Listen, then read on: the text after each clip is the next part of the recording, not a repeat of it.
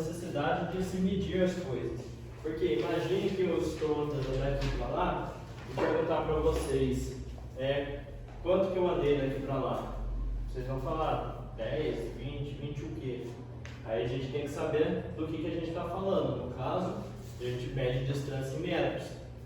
Então, quando a gente analisa o movimento, a gente tem que padronizar o movimento para, por exemplo, se eu estou falando de distância aqui, falando de distância em outro lugar do mundo, todos têm que saber qual a unidade que eu estou usando. Para isso nasceu um sistema internacional, que é o quê? Você padroniza a unidade de medida a fim de você conseguir facilitar o entendimento. Se eu estiver falando de distância, eu falo em metros. Se eu estiver falando de peso, eu falo em quilos. Se eu estiver falando de tempo, eu falo em segundos e assim por diante.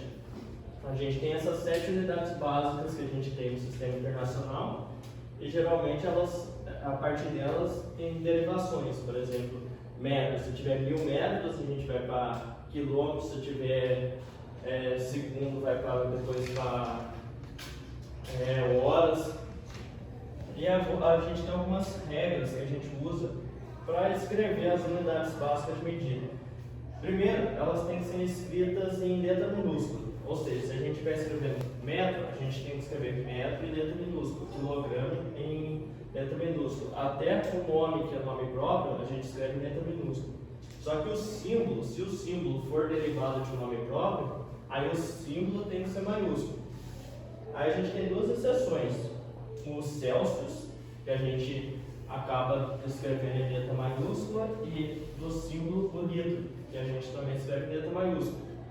E o símbolo é sempre no singular. Se a gente tiver 2 metros, vai ser 2 m minúsculo. Se a gente tiver 2 quilogramas, a gente tem 2 quilogramas minúsculo.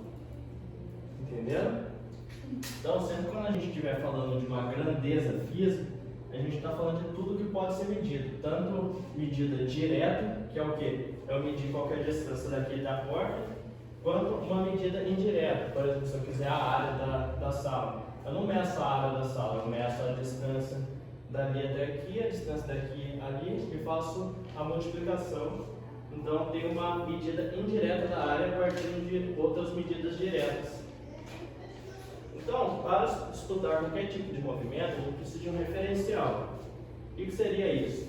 Se eu falar para vocês o que eu estou fazendo aqui, então, eu estou em movimento. E vocês são um referencial. Para vocês, eu estou me movendo. Se eu pegar alguém que estiver andando na mesma velocidade que eu do meu lado assim, para essa pessoa botar o quê? Parada ou movimento? Não, nós dois estamos andando juntos. Referencial dela está parado. Estou parado. Se ela ficar olhando para mim, eu vou estar sempre do mesmo lado do que ela.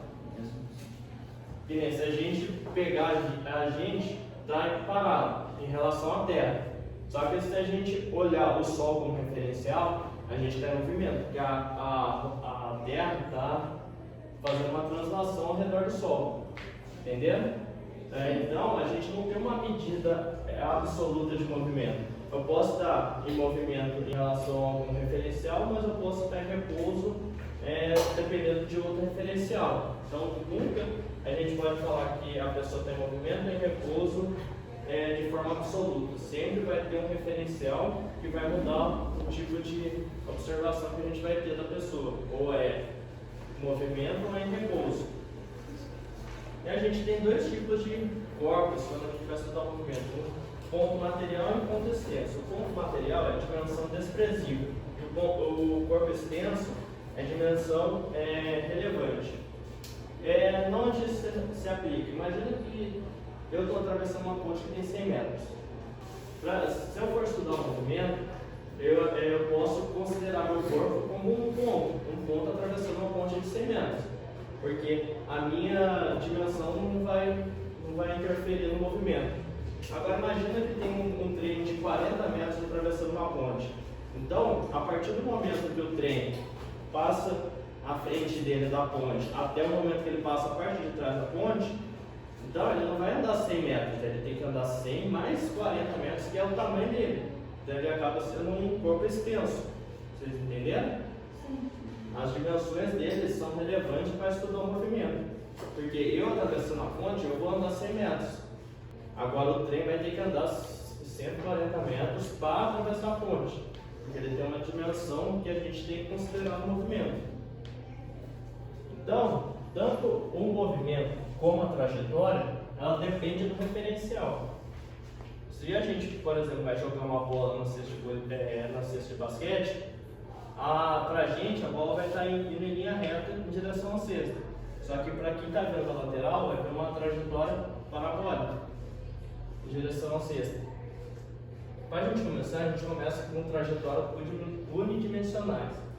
E o que é? A gente coloca um ponto de origem, a gente se desloca para cá. A gente está se deslocando positivamente em relação à origem, e se a gente se desloca para a esquerda, a gente está se deslocando negativamente em relação à origem. Então, a posição é sempre uma posição em relação à origem do movimento, no caso aqui 0. Se eu falar que tem um corpo na posição 2, ele está 2 em relação à origem.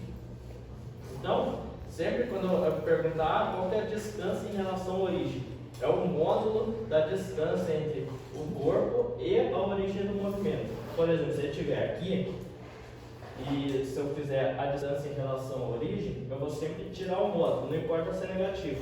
O módulo de menos 2 é 2. Então, tanto faz aqui quanto aqui, ele vai estar, no caso se for metros, 2 metros em relação à origem.